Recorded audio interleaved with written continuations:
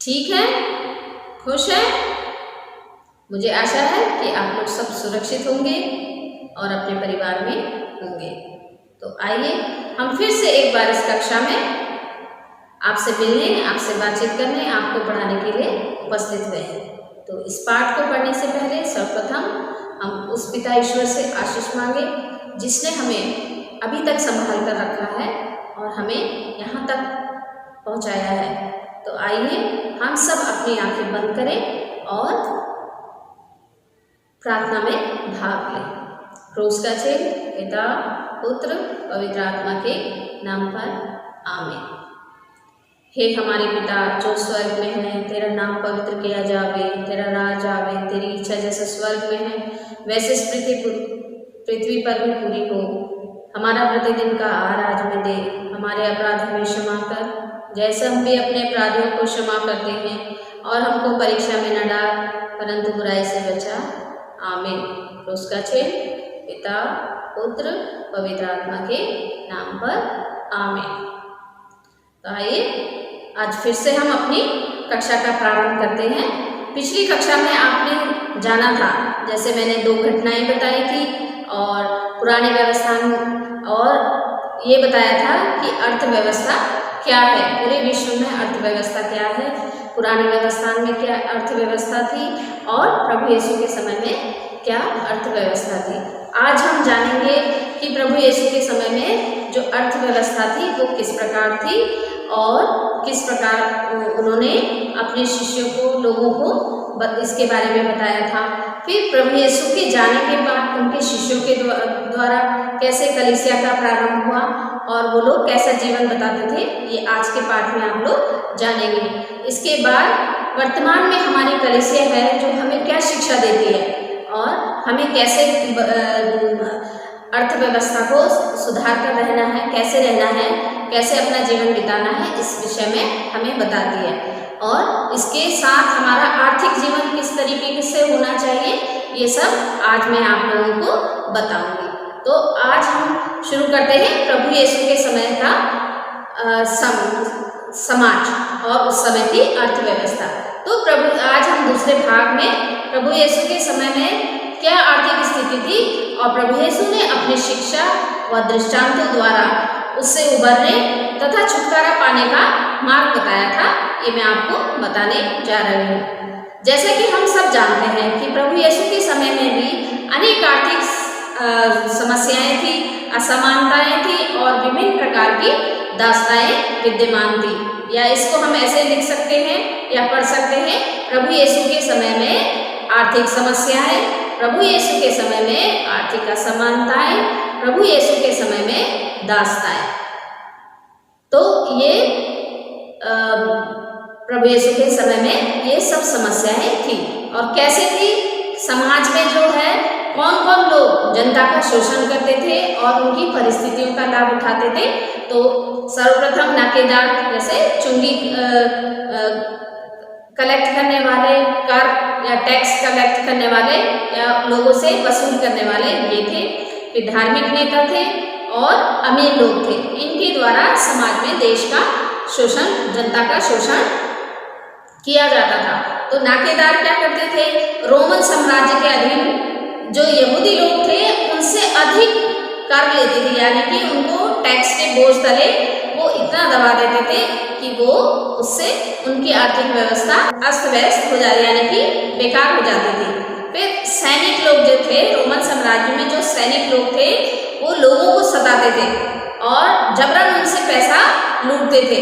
और इसके अलावा धार्मिक नेता जो थे, धार्मिक नेताएं जो अपने चढ़ावा, मन्नत, भेंट, रीति रिवाजों के नाम पे जो भी था उसको क्या करते थे, लोगों पर उसका बोझ, अतिरिक्त बोझ डालते थे और जो भी आता था उसके द्वारा जो भी धन प्राप्त होता था उसको स्वयं में इस्तेमाल करते थे वो लोग। और इसके अलावा अमीर लोग जो थे, जो धर्म और राजनीति में क्या करते थे, अपना प्रभाव इस्तेमाल कर गरीबों का शोषण करते थे।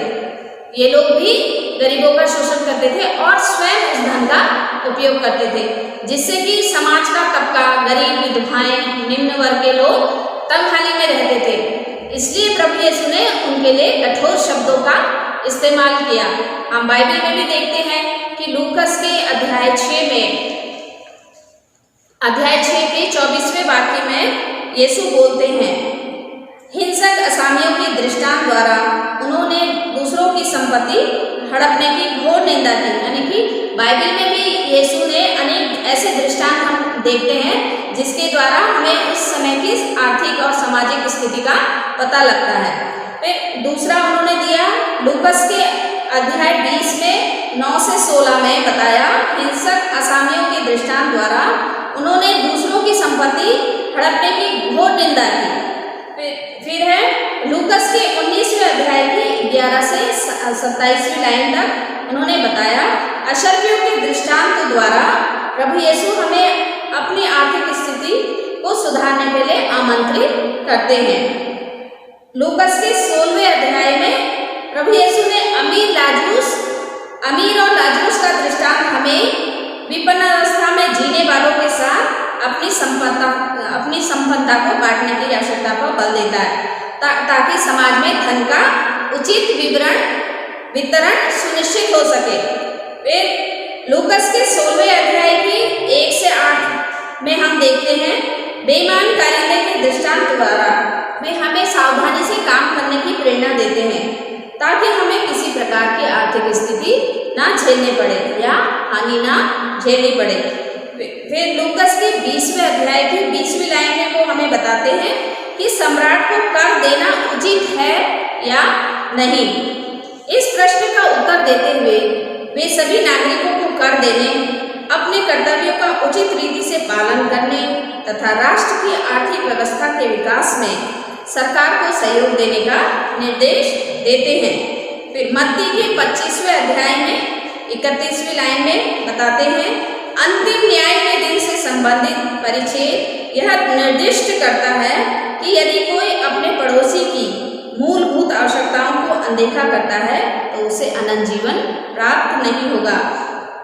यानी कि बाइबल के जो भी उदाहरण है, आप page number 131, page 129, page 123, page 131, page 31 इन सब पेजों को पढ़ेंगे बाइबल को। आप, मुझे आशा है कि आप लोग अपनी बाइबल लेके आएंगे। जैसा मैं हर बार आपसे बोलती हूँ कि आप लोगों को जब भी आप इस क्लास में आए अपने साथ बाइबल जरूर लाएं। तो इस सब चीज़ों में प्रभु यीशु ने अपने दृष्टांत बताए हैं, अनेक घटनाएं दिखाई हैं जिससे कि उन्होंने आर्थिक स्थिति का विवरण दिया है और उनसे छुटकारा पाने का उपाय हम लोगों को बताया है। अब आते हैं हम प्रभु यीशु के बाद कैसी थी कलीसिया या कैसा था समा।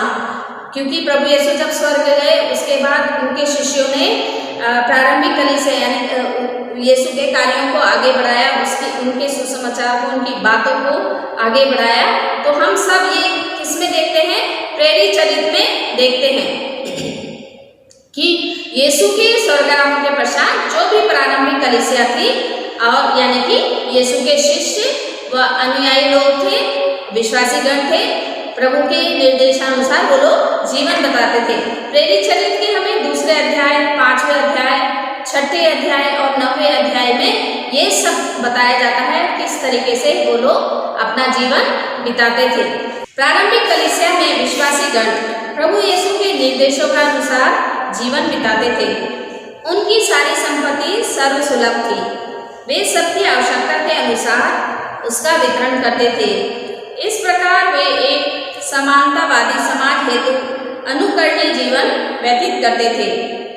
अनानियस और सफीरा नामक एक दंपति ने अपनी संपत्ति बेच दी, लेकिन उसका संपूर्ण भाग देना नहीं चाहा और उसका कुछ अंश छिपा लिया।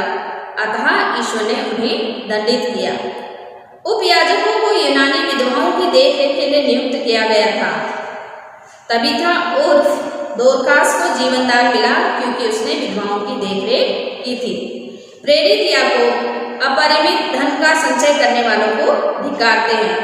इस प्रकार प्रारंभिक कलीसिया के लोग जो थे आपस में मिलके एक दूसरे की संपत्ति और दीन दुखों की चिंता करना, उनके लिए भले कार्य करना और उनका अनुकरणीय आर्थिक जीवन जो था हम सब के लिए एक श्रेष्ठ आदर्श प्रस्तुत करता है और हम उन्हें इसीलिए धन्य कहते हैं, क्योंकि उन्होंने जो भी संपत्ति थी उनकी उसमें सबका साझा था।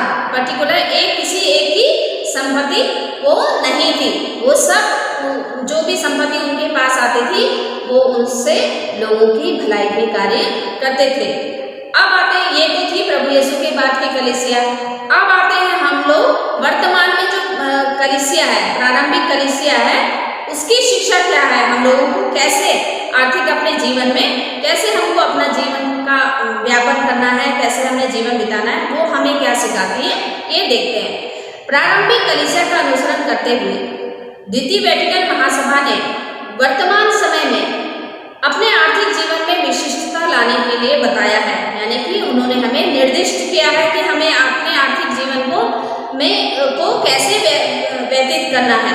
तो आइए हम देखते हैं कि प्रभु यीशु ने द्वितीय वेटिकन महासभा में क्या बताया गया है। आज विश्व में पहले की अपेक्षा कृषि एवं औद्योगिक वस्तुओं के उत्पादन तथा नौकरी की उपलब्धियों में वृद्धि हो रही है, अतः यह वृद्धि बढ़ती हुई जनसंख्या एवं विकसित होती मानव आकांक्षाओं के अनुरूप होनी चाहिए। इसलिए हमें तकनीकी प्रगति एवं उद्यमता की भावनाओं को प्रोत्साहित करना चाहिए। हमें सृजनशीलता एवं सुधार और उत्पाद के नवीन तरीके अपनाने चाहिए तथा उत्पन्न कार्यों में लोगों की भागीदारी को सुनिश्चित करना चाहिए। दूसरे शब्दों में हमें उन सभी तत्वों को प्रोत्साहित करना चाहिए जो आर्थिक प्रगति में के लिए आवश्यक है। उत्पादन की वृद्धि का प्रमुख एवं अंतिम उद्देश्य केवल वस्तुओं के उत्पादन में वृद्धि ही नहीं और न ही लाभ अथवा प्रतिष्ठा में है। यह तो मानव मात्र की सेवा है जो उसके संपूर्ण जीवन से संबंधित है, जिसके अंतर्गत उसकी भौतिक आवश्यकताओं की पूर्ति, उसके बौद्धिक, नैतिक तथा आध्यात्मिक जीवन की जरूरतें आती हैं। तो ये द्वितीय वेटिकन महासभा हमें सिखाती है। अब आते हैं हम हमारा आर्थिक जीवन, कलीसिया की शिक्षा जो हमें सिखा रही है, तो हमें अपना आर्थिक जीवन कैसे व्यतीत करना चाहिए, क्योंकि इस धरती पर जीवन यापन करने के लिए धन या पूंजी की आवश्यकता होती है, क्योंकि मनुष्य एक पारिवारिक जीवन बिताता है और अपने परिवार की आर्थिक स्थिति को सुदृढ़ बनाने के लिए हमें सिखाया जाता है कि हमें क्या करना है। यहाँ पर मैं आप लोगों को कुछ टिप्स या सुझाव बता रही हूँ, जिसका पालन अगर हम करेंगे तो हमारी आर्थिक स्थिति बहुत अच्छी रहेगी और हम लोगों को परेशानी का सामना नहीं करना चाहिए। तो सबसे पहले यह है कि हमें अपनी आर्थिक स्थिति को सुधारने के लिए कठोर परिश्रम करना है, ना कि आलसी बनना है और मितव्ययी बनना है, यानी कि फिजूल खर्ची बिल्कुल नहीं करनी है। फिर भविष्य के लिए बचत करने की आदत डालें। जो भी हम काम करते हैं, जो भी हमारी पूंजी है, उसमें हम उसको बचत करने की आदत डालें, यानी कि पूरा उसी समय खर्च ना करके थोड़ा भविष्य के लिए भी बचत करने की आदत डालें। फिर बजट बनाकर उसी के अनुसार पैसे खर्च करें। प्रत्येक परिवार अपने परिवार के खर्चों के अनुसार बजट बनाए और उसी के अनुसार अपने खर्चों का, अपने पैसे का खर्च करें। फिर आवश्यकताओं का वर्गीकरण करें। हम जैसे हम बजट बनाते समय किन बातों का ध्यान रखें, तत्कालीन जो आवश्यकताएं हैं, दीर्घकालीन आवश्यकताएं हैं या अचानक आने वाली आवश्यकताएं हैं, उसी के अनुसार अपने रुपयों को व्यय करें। यानी कि हम इसको योजना बनाकर, प्लान बनाकर इस तरीके से अपनी पूंजी का वितरण करें या पूंजी को इस तरीके से बनाए रखें कि हम लोगों को परेशानी ना हो और उसी के अनुसार हम अपना रुपये को व्यय कर सकें। फिर आडंबर में एक भी पैसा व्यय ना करें, यानी कि दिखावे के लिए लोग समाज में रहते हैं और अपने दिखावे के लिए अपनी पूंजी का अपव्यय करते हैं, दिखाने के लिए, दूसरों को दिखाने के लिए, दूसरों की संतुष्टि के लिए, अपनी आत्म संतुष्टि के लिए अपना पैसा व्यय करते हैं और दिखावे में ज़्यादातर अपना पैसा बर्बाद कर देते हैं। और कैसे, यदि अति आवश्यक ना हो तो किस्तों में बिकाऊ सामग्री ना ले, क्योंकि आजकल जो भी है लोग अपने घर में अपने आवश्यकताओं को पूर्ति करने के लिए किस्तों में सामान लेते हैं, और जिससे उनका आर्थिक बजट जो है डगमगा जाता है और वो हमेशा आर्थिक परेशानी में रहते हैं। फिर कभी भी ब्याज पे ऋण ना लें।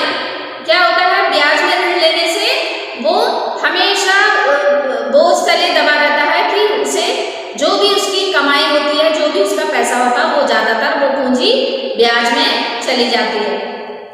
और हरगिज़ हम लोगों को ये नहीं करना चाहिए, जैसे चोरी, घूसखोरी, मिलावट, तस्करी, डकैती, लूटपाट, हत्या, कालाबाजारी, वेश्यावृत्ति, इन सब चीज़ों से क्या होता है, हम लोगों को क्या है कि तुरंत धन कमाने की इच्छा होती है। जैसे वो सोचते हैं कि हमें ऐसा धन प्राप्त हो जाए जिससे कि हम तुरंत अमीर हो जाए या हमारे पास ढेर सारा पैसा है। उसके लिए वो लोग क्या करते हैं, जैसे चोरी हो गई, घूसखोरी, मिलावट, तस्करी आदि ऐसे जो बुरे काम हैं या जिनसे काला धन आता है, जिनसे तुरंत धन प्राप्त होती है, ऐसे कार्यों को ना करें और नहीं करेंगे।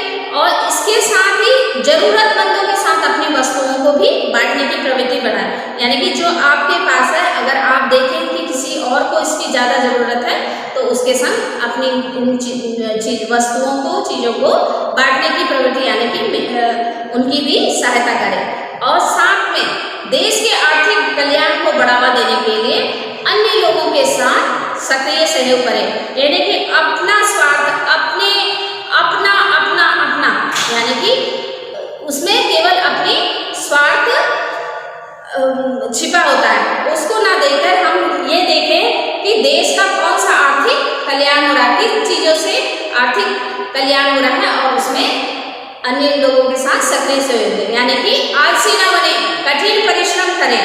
और इसके साथ हम अपने पड़ोसी फिल्मी सितारों का अनुकरण ना करें, विज्ञापनों को अपनाने की चेष्टा ना करें, जिससे क्या होता है, पड़ोसी में के घर में क्या है वो हम भी लाने की कोशिश करें।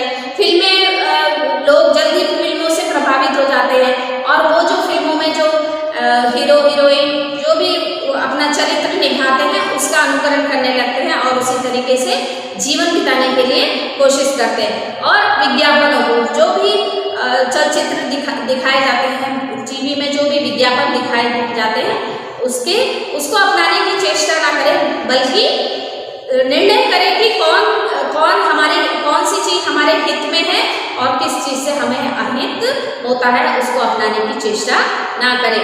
फिर इसके अलावा लॉटरी, जुआ, मद्यपान, धूम्रपान, अश्लील पत्रिकाएं, सिनेमा जैसी बुरी आदतों को ना डालें अपने अंदर, क्योंकि क्या होता है, इन सब चीज़ों में धन व्यय होता है। और लॉटरी की आदत लगे, जुआ की, मद्यपान, धूम्रपान, ये सब की आदत क्या होती है, एक बार लगने से फिर वो मनुष्य उसमें डूबता चला जाता है और जिससे कि धन का अपव्यय होता है और वो आर्थिक रूप से उसका शोषण, आर्थिक रूप से वो कमजोर होता चला जाता है। इस प्रकार हम जो भी मैंने अभी आप लोगों को बताया, अगर मैं और आप इन सिद्धांतों का पालन करेंगे और उत्तरदायी जीवन बिताएंगे, तो निश्चय ही हमारे परिवारों के साथ साथ हमारा देश भी समृद्ध होगा और तथा समाज व हमारी आर्थिक उन्नति होगी। तो आज का हमारा ये पाठ, ये क्लास यही समाप्त होता है। इसके बाद मैं आती हूँ हमारे प्रश्नावली और अभ्यासकार में। तो सबसे पहला प्रश्न हमारा क्या है, वर्तमान में विश्व की आर्थिक स्थिति क्या है। और दूसरा प्रश्न है, टिप्पणी, विकसित देश कौन से कहलाते हैं, विकासशील कैसे कहलाते हैं, निर्धन देश कैसे होते हैं, उनके बारे में आप हमें बताइए। फिर तीसरा प्रश्न है, पुराने विधान के समय आर्थिक स्थिति कैसी थी, प्रभु यीशु के समय में आर्थिक स्थिति क्या थी, प्रारंभिक कलीसिया में आर्थिक स्थिति क्या थी और आर्थिक स्थिति को सुधारने के लिए हमने क्या कार्य करना है। इसके अलावा सूक्तियाँ हैं, बाइबल में हमारे धर्म ग्रंथ में जो है सूक्तियाँ हैं, उनको अवश्य पाठ करें आप लोग। जैसे सूक्ति अध्याय 11, अध्याय 12, अध्याय 22 और रोमियो के नाम पत्र हैं जो 15 अध्याय, और इन सबको आप पढ़ के आइए। आप उसमें देखें कि क्या है आर्थिक स्थिति और वर्तमान समस्या और किस तरीके से हम लोगों को अपने धन को का संचय करना है, अपव्यय करना है, किस तरीके से अपने धन को हमने बांटना है, इन सब के बारे में हमें बाइबल से पता चलेगा। और फिर आप लोग दृष्टांतों को याद करें, अननियास और सफीरा की घटना को, जो हमारे प्रेरित चरित्र के 5वें अध्याय के 1 से 11 तक इस घटना को दिया गया है, इस दृष्टांत को दिया गया है, आप लोग अवश्य पढ़ें। और दूसरा दृष्टांत दिया गया है लूकस के 16वें अध्याय के 19 से 31 लाइन में, अमीर और लाजरूस की घटना है, जो हम अक्सर मिस्सा बलिदान के द्वारा अक्सर पुरोहितों द्वारा हम लोगों को इस घटना के बारे में बताया जाता है। तो इन सब को आपने अवश्य पढ़ना है और याद करना है, ताकि आप लोगों का बाइबल का ज्ञान बढ़ता रहे। तो ठीक, आज हमारा अध्याय यही समाप्त होता है, और मैं आशा करती हूँ आप लोगों को जो भी मैंने बताया वो अच्छी तरीके से समझ में आया होगा, और आप लोग एक बार फिर से इसको पढ़िएगा और समझने की कोशिश किया। जो भी प्रश्नावली मैंने आपको अभ्यास के लिए दी है उसके उत्तर खोजने की कोशिश कीजिएगा, और जो भी दृष्टांत आप लोगों को पढ़ने के लिए दिया है उसको याद करिएगा। तो प्रभु में खुश रहिए और प्रार्थना करते रहिए और सुरक्षित रहिए। आप सभी को जय यीशु।